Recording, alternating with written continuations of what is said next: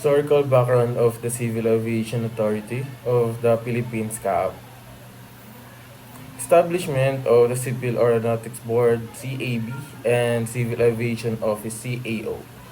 1947, Civil Aeronautics Board CAB was created under Public Act number 776 to regulate economic aspects of civil aviation such as airfares and routes. Alongside CAB, the Civil Aviation Office CAO was formed under Department of Transportation and Communication DOTC to handle technical and operational aspects of civil aviation.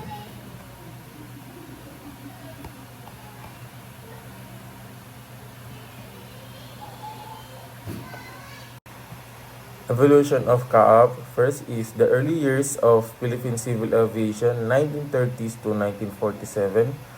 Second is establishment of Civil Aeronautics Administration, CAA, 1947. Creation of the Air Transportation Office, ATO, 1987. The birth of CAAP Republic Act number 9497, 2008.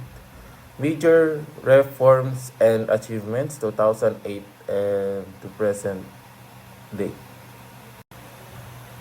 The early years of Philippine civil aviation 1930s 1947.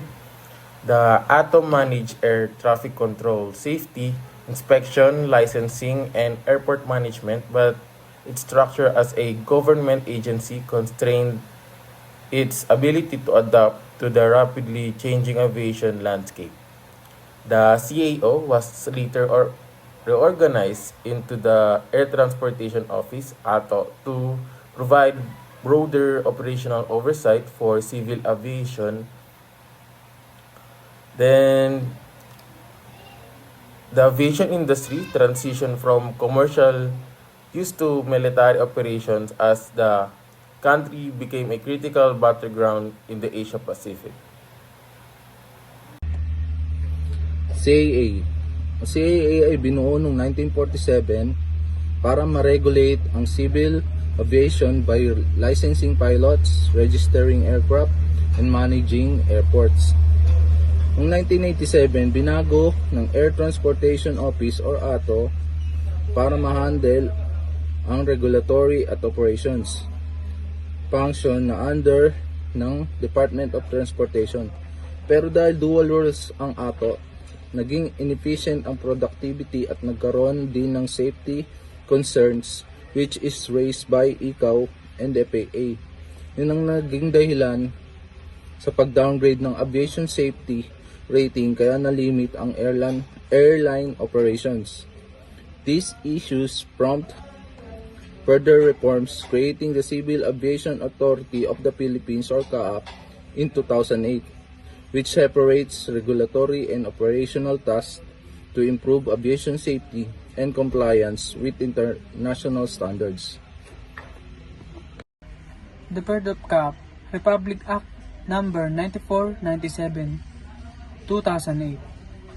The Republic Act 9497 created the Civil Aviation Authority of the Philippines CAAP as an independent regulatory body. It replaced the Air Transportation Office.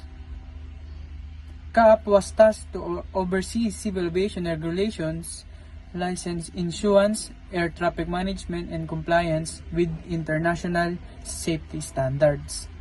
The law aligned the Philippines with ICAO or International Civil Aviation Organization standards to improve aviation safety.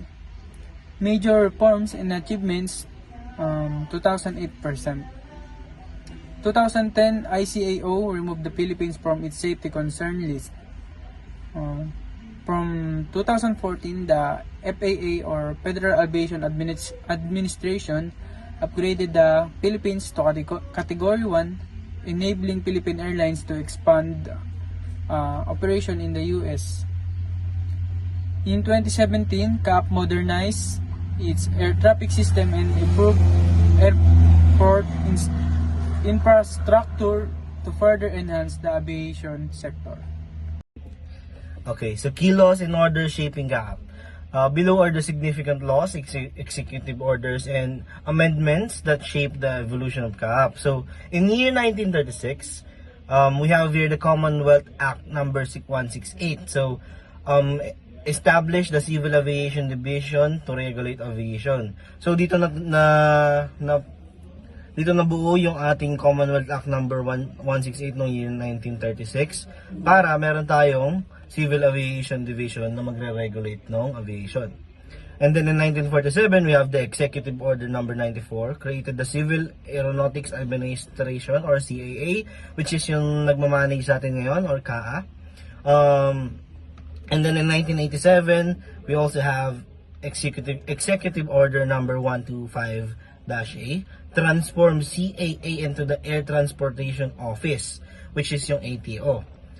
Ang naging ano dito, dahil yung ATO is nagdo-dual role siya, kaya siya natanggal din, na-limit ang ating mga, na-limit yung ating flights dahil sa downgrade ng ating ng safety rating natin. So 2008, Republic Act number 9497 established CAAP as an independent regulatory body. So yung CAAP daw is naging individual or independent na. So in 2010, ICAO recognition. ICAO removed the Philippines from its list of countries with safety concerns. So no ICAO, tinanggal na yung safety concerns sa ating Philippines noong 2010 dahil isa na rin tayo sa safest air transportation pioneers. So 2014 naman is FAA Category 1 status. FAA restored the Philippines Category 1 status, improving international credibility. So yun na. Okay na yung ating Category 1 status, meaning okay na yung safety natin, okay yung pag-aasikaso sa mga passengers, and also sa ating crewmates. So, conclusion, the Civil Aviation Authority of the Philippines or CAAP has undergone significant transformation to meet international safety standards. So marami tayong pagbabagong nagawa dahil doon sa pagdaan ng mga taon.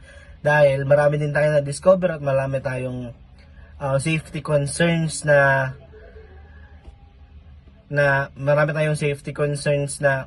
kinalaban or inayos. And then from its early beginning as the Bureau of Aeronautics to its current role as CAAP, the agency continues to ensure safe, secure, and efficient air transport in the Philippines. Through various laws and reforms, CAAP has positioned the country to meet global aviation standards, ensuring the growth and sustainability of a Philippine aviation sector.